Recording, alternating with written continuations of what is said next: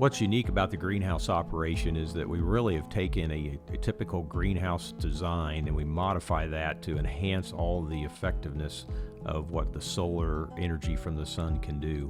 When you think of a windy day and you have the wind blowing outside and the sun shining, you can think how that would be an assist to the drying process that the sun would be doing.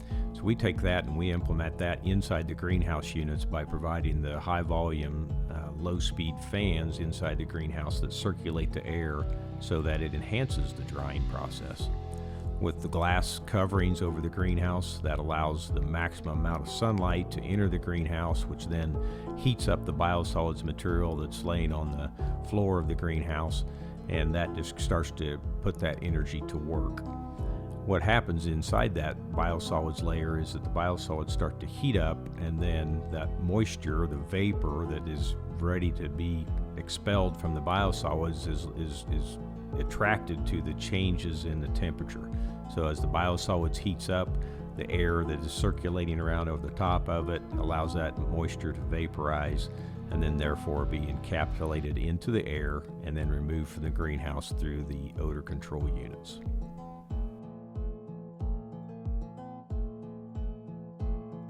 The FloridaGreen operation was very unique in the fact that we spent an elaborate amount of time studying the potential for odor generation from the different biosolids that we would be bringing into process.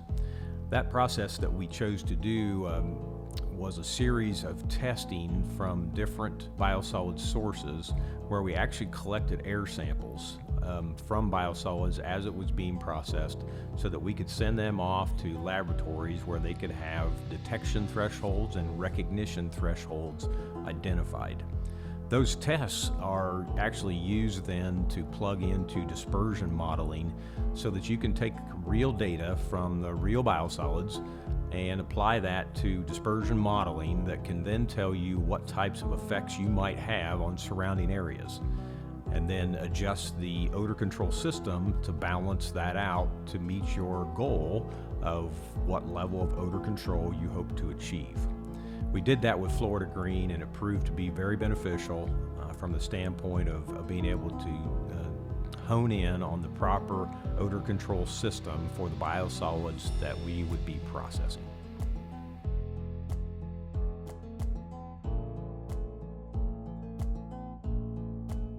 As we considered the development of the Class A technology for treating the biosolids, we looked at several different options. Certainly the three major objectives of the process were to reduce the amount of tonnage by not bulking the material, and to also then use as much of the solar energy from the sun as absolutely possible. The greenhouses play such a key factor in the development of this technology because they'll harness that solar energy from the sun to do the bulk of the drying. That drying process takes a lot of BTUs of energy to be able to dry that many pounds of water out of the biosolids, and the greenhouses do it very effectively.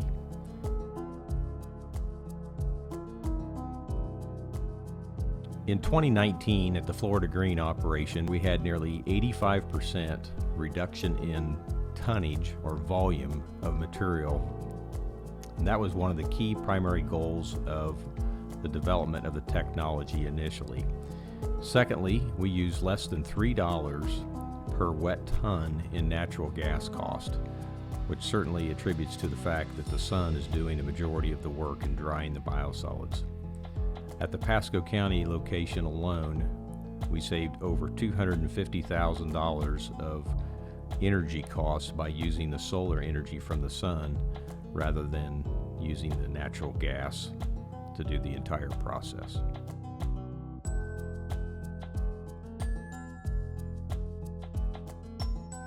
The advantages to using biosolids over regular commercial fertilizers is that the nitrogen content in the biosolids is tied up in an organic format.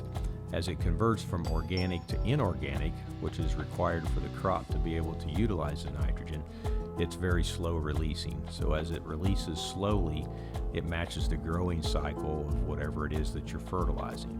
So that's one of the primary advantages to biosolids. The secondary part is that the phosphorus and the potassium that's in the biosolids is an added benefit to growing the crop as well.